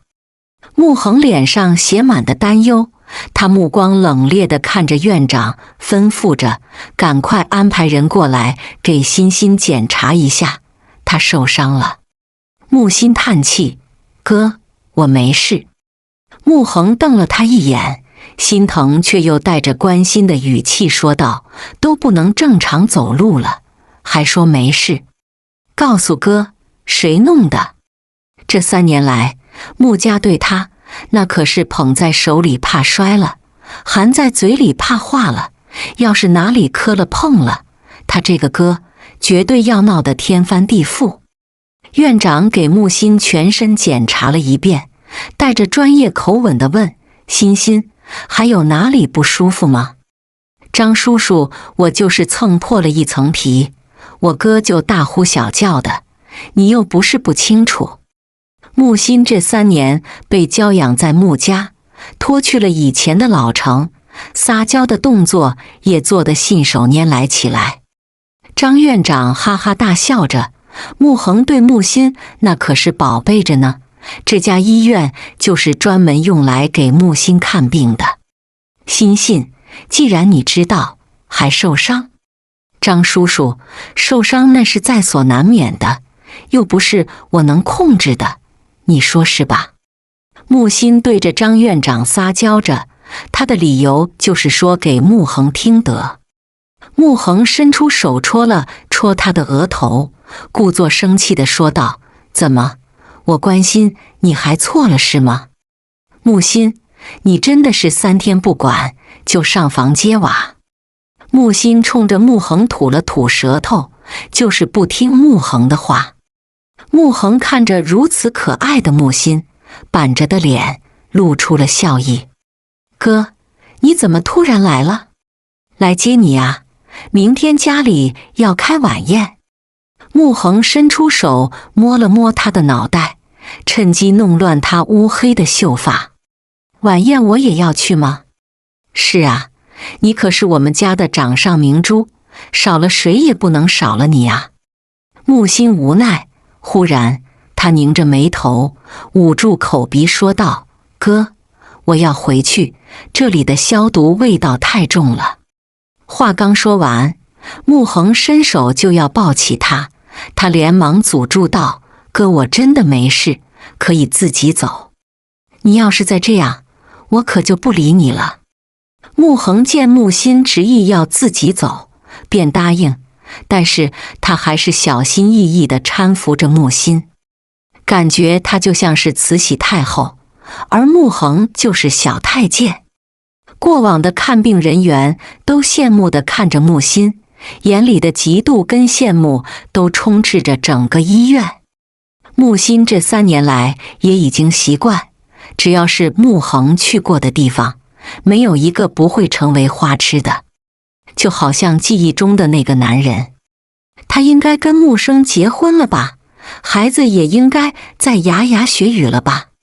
想起那个男人，心里居然还伴有着一丝丝心疼，可心里的那种悸动应该都不会有了吧。翌日，欣欣起床了。穆恒单手插在口袋，敲了敲木心的门。还在做着美梦的木心烦躁地翻了一身，拉过被子盖住耳朵，不去听门外的声音。可那声音锲而不舍在门外响起，木心气得掀开被子，一脸困意地看着站在门外的穆恒：“哥，你又吵我。”穆恒看着头发凌乱蓬松、不顾形象大吼的木心，欠揍的一笑：“太阳都晒屁股了，你还睡觉？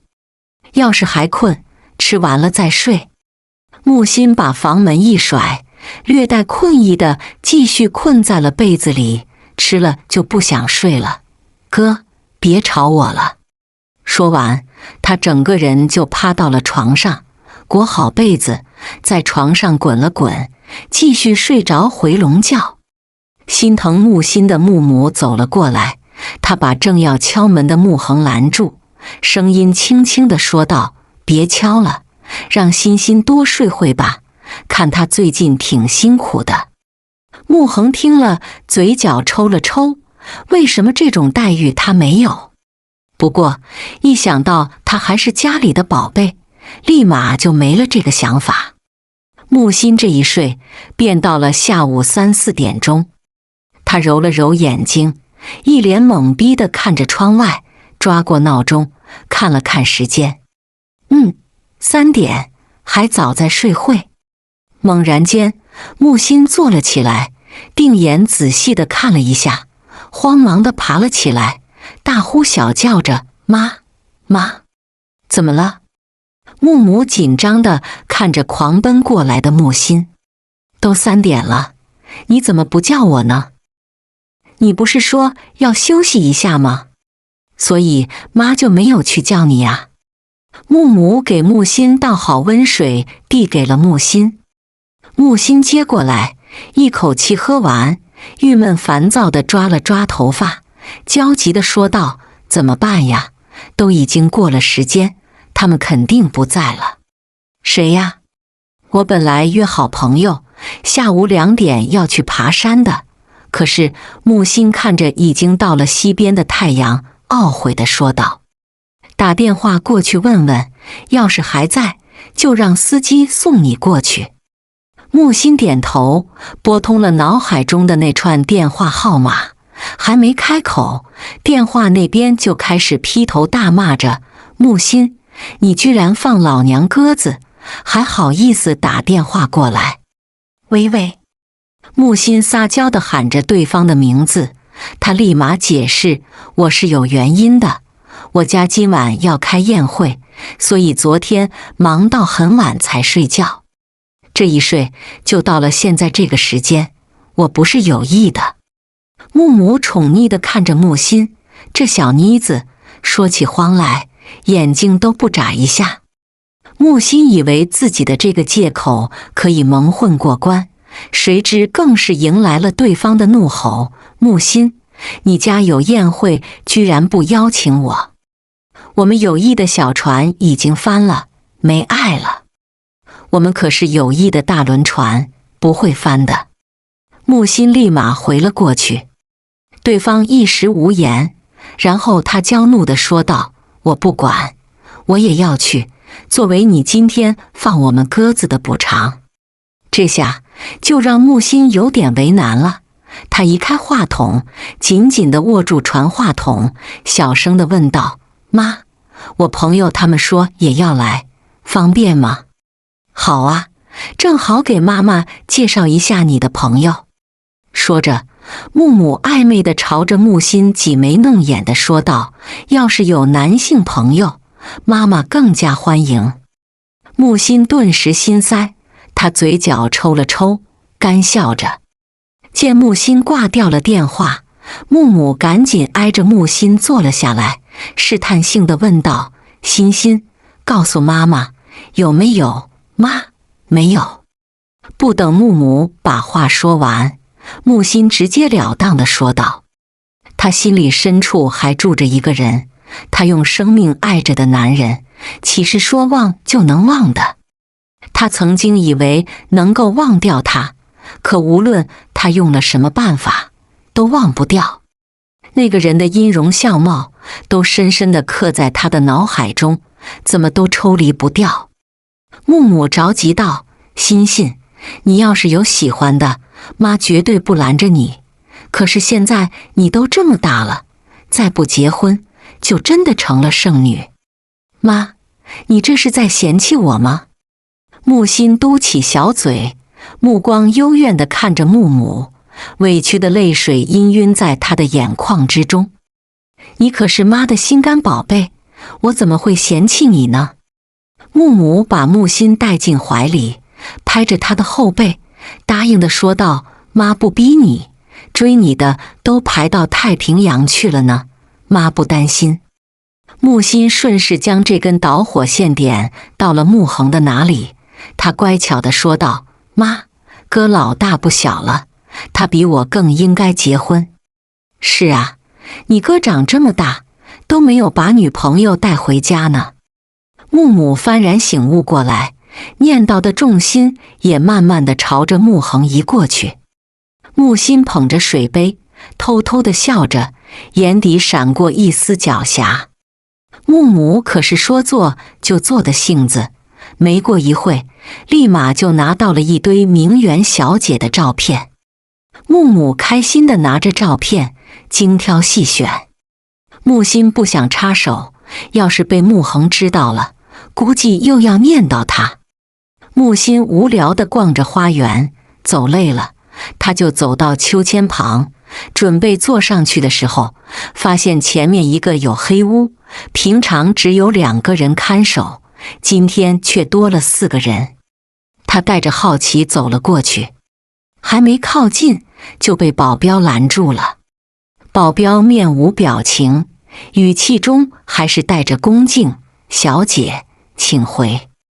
木心看着那冷酷面瘫的保镖，试探地问答：这里面是什么？保镖沉默，这让木心的好奇心更浓。他蹲下身子，捂着脚踝大喊着：哎呦，疼！他偷瞄了一样保镖，发现他们无动于衷，软得不行来硬的。哼！木心站起来，加大马力就要向前冲过去，然而他撞倒的却是一堵肉墙。因为受到了弹力，他整个人都往后仰去。这一次，保镖终于朝他的方向动了一下。木心抓准时机，一头想要扎过去，谁知还是被那冷酷面瘫保镖拦住去路。带头保镖弓了弓身子，冷冷地开口道：小姐，少爷说过，这里面除了他，不准任何人进去，您请回吧。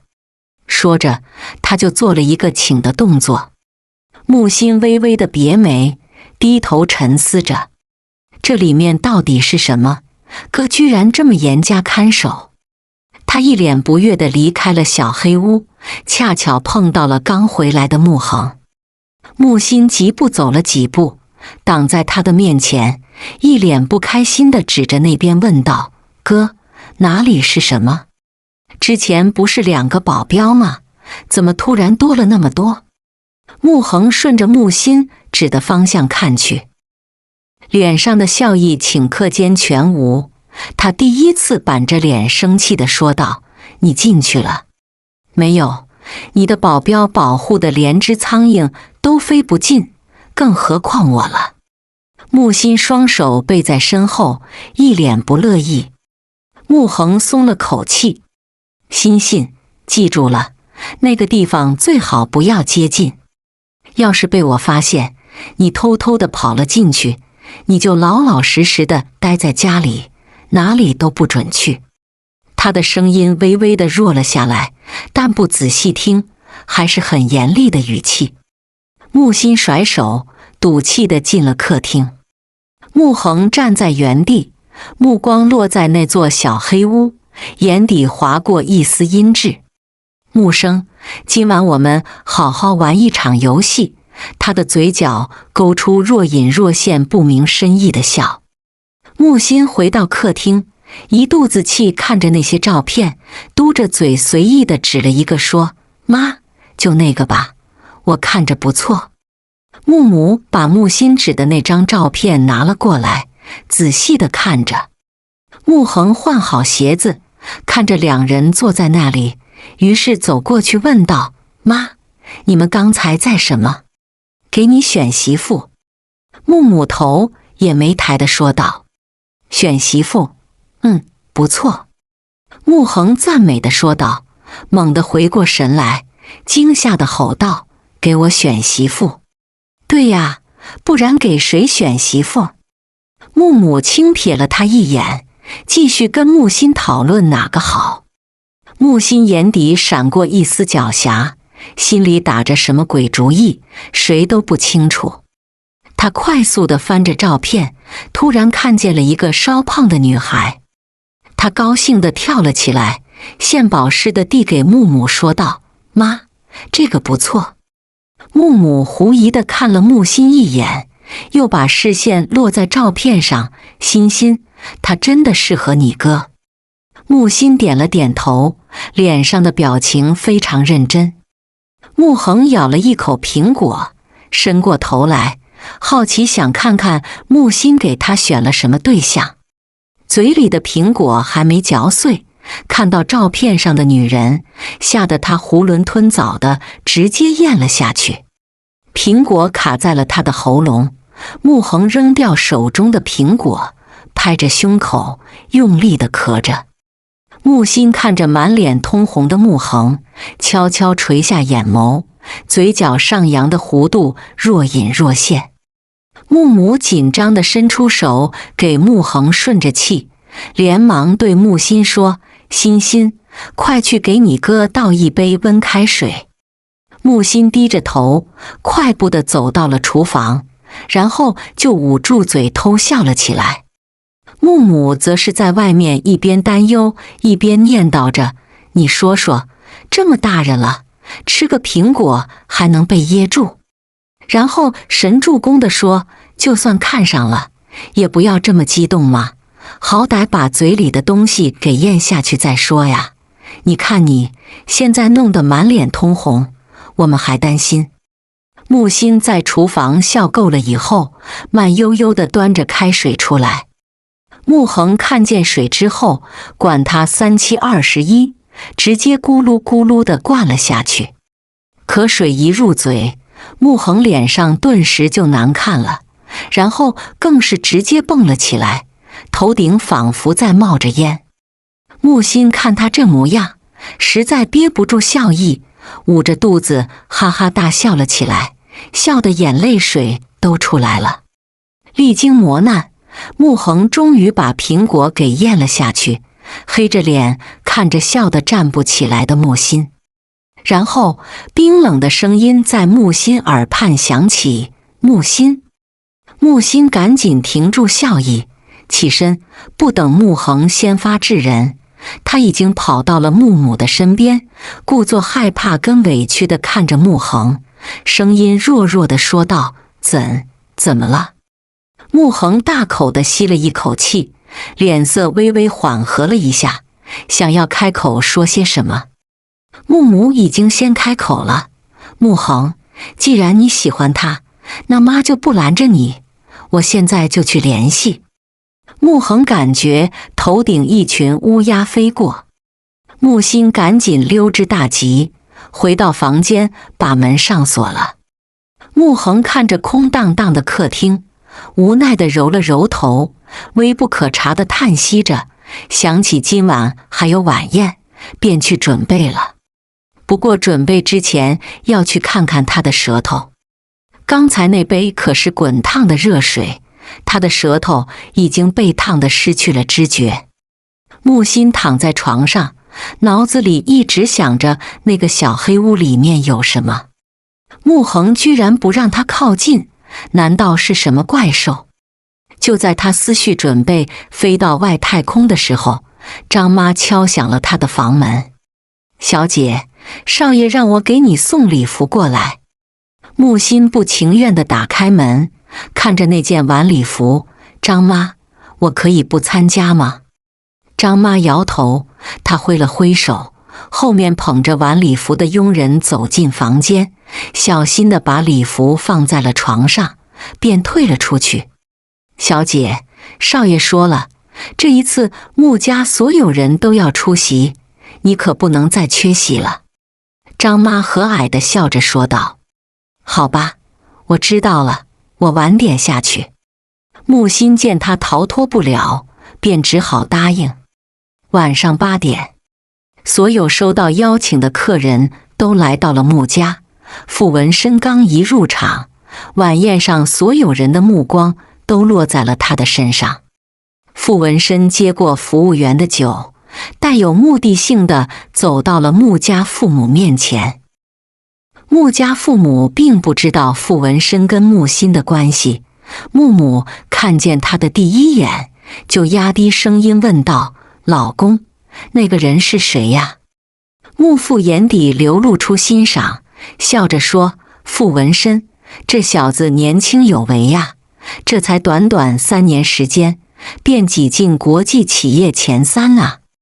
傅文生礼貌地走到穆家父母面前，伸出手跟穆父打招呼地说道：穆先生，您好。穆父放下酒杯，伸出手回握。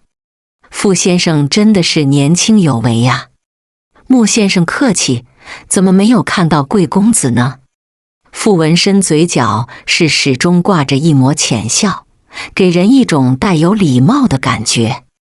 他狭长的双眼隐藏着不为人知的情绪。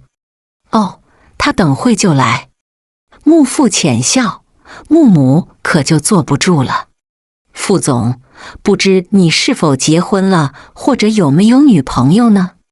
实不相瞒，我有个女儿，只不过3年前才找了回来，一直都没有向媒体公布。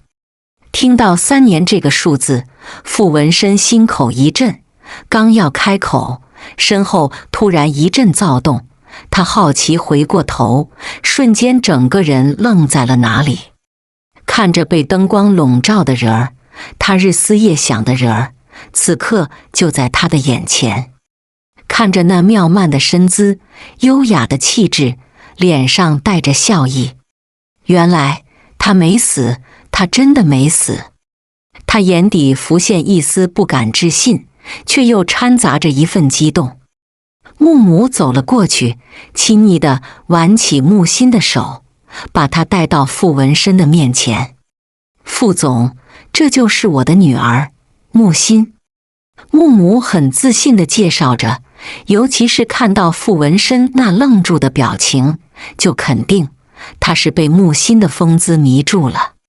穆心抬眸看着眼前的男人，整个人顿时僵住了。是他。